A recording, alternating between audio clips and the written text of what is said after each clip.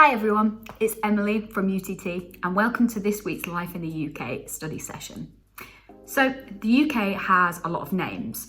It also has a lot of different countries that make it up, which can be pretty confusing, especially if you're new to the country.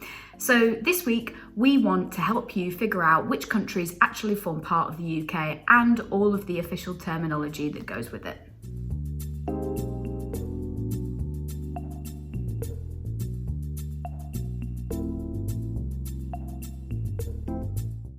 So, let's start with the basics. The UK, the United Kingdom, is made up of 4 different countries. Now, those countries are England, Scotland, Wales, and Northern Ireland.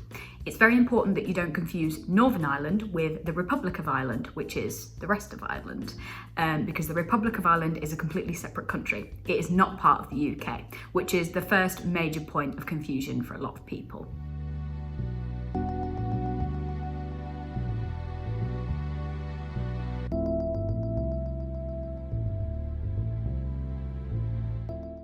Now, the official name for this country, which is made up of England, Scotland, Wales, Northern Ireland, is the United Kingdom of Great Britain and Northern Ireland. So, seems pretty easy to remember.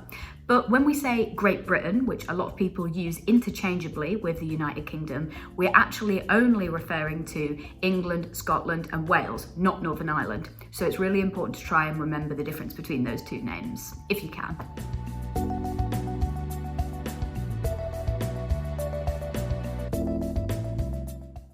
So how are all these different countries governed? Well, the UK is governed by a parliament which sits in Westminster.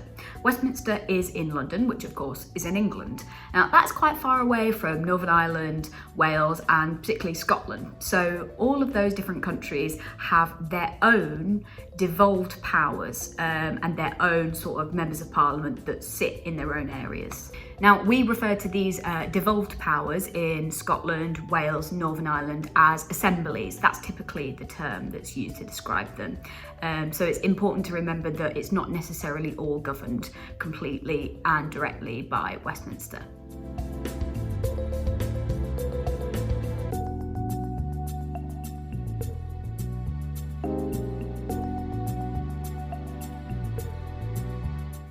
If that wasn't already confusing enough, there's also some other elements of the British geography that can be quite tricky. So there are several islands around the UK, around the British Isles, that are closely linked with the UK, but not formally part of it. They're not within the UK, although that can be confusing because they're very close to it. Those islands are the Channel Islands and the Isle of Man.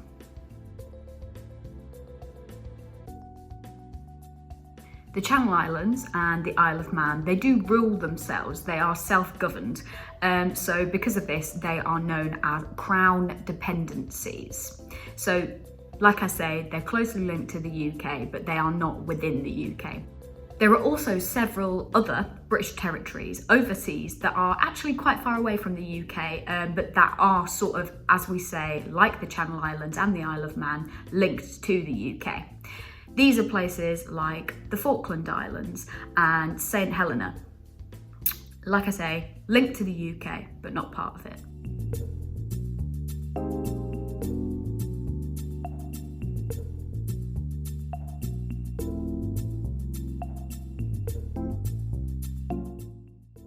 So that's basically all you need to know. It is quite confusing, but there are things you can do to try and help you understand. My advice would be to read up on the history of the British Empire. Obviously, that had a large effect on the history, not just of the UK, but of the world in general. And it did have a very significant effect on world geography. For instance, it does very well to explain why the UK has territories overseas. So, once you've memorised this, the next step in the Life in the UK test is to begin to look at the UK's very long history. Next week we will be covering this topic, or beginning to cover this topic at length. So make sure you check back on Friday for the next video.